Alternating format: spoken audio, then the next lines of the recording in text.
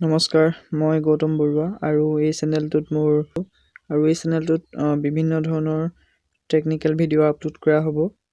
আৰু মোৰ আৰু এটা চেনেল আছে, হয়তো কিছু সংখ্যকে গম পায়, মনোৰঞ্জন আছাম বুলি। তাত বিভিন্ন ধৰণৰ মনোৰঞ্জনধৰ্মী ভিডিঅ' আপলোড কৰা হয়। আজি এই ভিডিঅ'টোত আপোনালোকৰ আগত আলোচনা কৰিবলৈ লৈছোঁ মানে বিভিন্ন ধৰণৰ ষ্টাইলিছ আখৰ অসমীয়াত কেনেদৰে ফটোত ব্যৱহাৰ কৰিব পাৰি বা বিভিন্ন ইউটিউব চেনেলৰ থাম্বনেইলত ইউজ কৰিব পাৰি বা বিভিন্ন ধৰণৰ পোষ্টাৰ বনাবলৈ কেনেধৰণে ব্যৱহাৰ কৰিব পাৰি। যদি মোৰ ভিডিঅ'টো চাই ভাল পায় তেতিয়াহ'লে লাইক কৰিব, শ্বেয়াৰ কৰিব, কমেণ্ট কৰিব আৰু চেনেলটো ছাবস্ক্ৰাইব কৰিবলৈ একেবাৰে নাপাহৰিব। প্ৰথমে আমি মোবাইলৰ স্ক্ৰীন অন কৰি লৈছোঁ। তাৰপিছত যাব লাগিব, আপোনালোকৰ সকলোৰে আছে প্লে ষ্ট'ৰ। আমি প্লে ষ্ট'ৰ অ'পেন কৰিম আৰু ইয়াত লিখিব লাগিব আছামিজ ষ্টাইলিছ ফণ্ট। মোৰ এইটো টাইপিং কৰিয়ে থোৱা আছে, দেখিবলৈ পাইছে আপোনালোকে। ইয়াত বিভিন্ন ধৰণৰ অসমীয়া এপছ ওলাইছে আৰু ইয়াত যোনটো ওপৰত আছে লিখন বাংলা, হয়তো অসমীয়া তেনেধৰণৰ ষ্টাইলিছ আখৰ এপ অহা নাই এতিয়ালৈকে, কিন্তু এই বাংলা এপটোতে মানে অসমীয়াও কাম কৰে মানে। কিন্তু এপছটো মোৰ ইনষ্টল দি থোৱা আছে, সেয়েহে অ'পেন কৰি ল'লোঁ।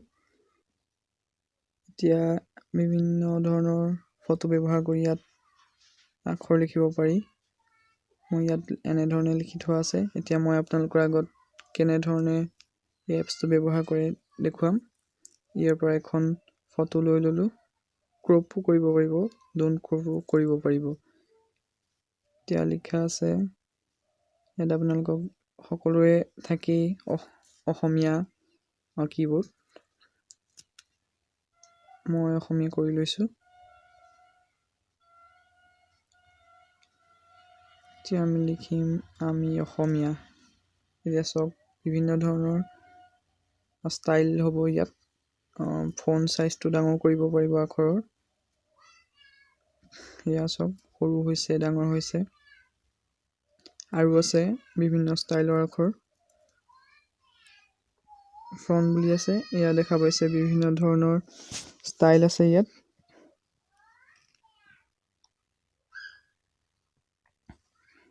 কেইবাটাও আমি ষ্টাইল দেখিবলৈ পাইছোঁ।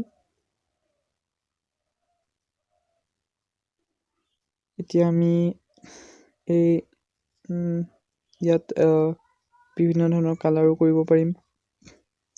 এয়া দেখিছে, বিভিন্ন ধৰণৰ কালাৰো ইয়াত উপলব্ধ আছে।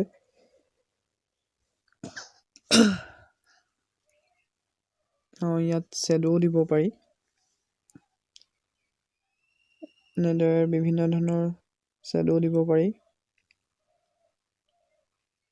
আৰু এই এপটো আপোনালোকে, যদি আপোনালোকৰ ইউটিউব চেনেল আছে নাইবা মিমছ বনাই আপোনালোকে, মিমছ আৰু ইউটিউবৰ থাম্বনেইল বনাবলৈ এই আখৰ ব্যৱহাৰ কৰিব পাৰিব।